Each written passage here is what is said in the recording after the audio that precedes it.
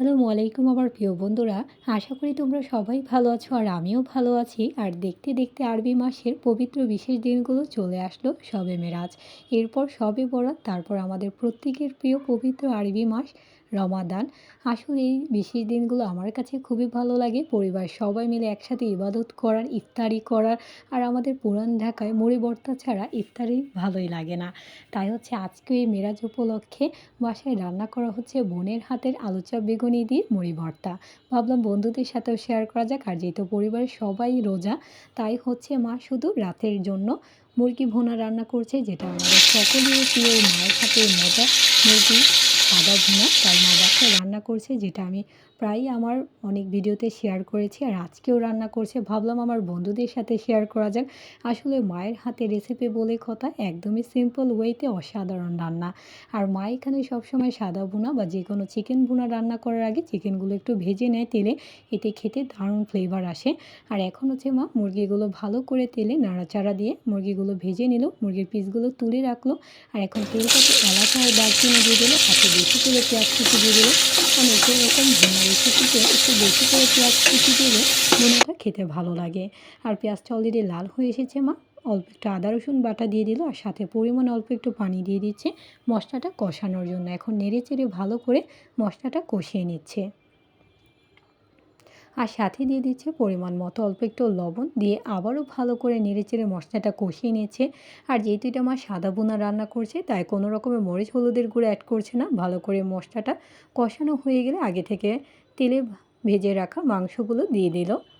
আর chicken তো সকলের পছন্দ, ছোট বড়। আর এরকম যদি একদমই সাধারণভাবে রান্না করা হয়, তাহলে কিন্তু সবাই পছন্দ করবে। একবার হলো আমার বন্ধুরা বাসায় ট্রাই করবে আমার মায়ের মতো।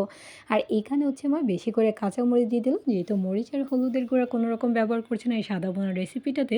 একটু বেশি করে কাঁচামরিচ দিলে ঝাল ঝাল স্বাদটা দারুণ লাগে সাদা বোনাটা খেতে। আর এখন হচ্ছে মা একটু বেশি করে পানি দিয়ে দিচ্ছে এখন, মাংসটা যাতে সুন্দর মতো ভিতর দিক দিয়ে গলে যায়, দিয়ে ভালো করে এখন নাড়াচাড়া করে নিচ্ছে।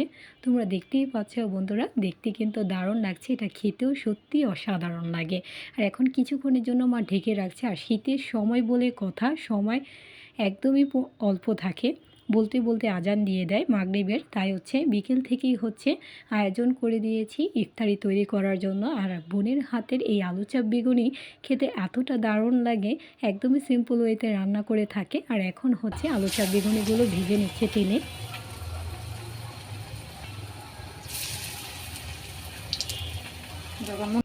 আমাদের পুরান ঢাকায় ইফতারিতে মুড়ি ভর্তা না হলে তো চলেই না। আর সেটা যদি হয় বোনের হাতে এরকম মুচমুচে আলু চপ বেগুনি দিয়ে, তাহলে তো কোনো কথাই নেই।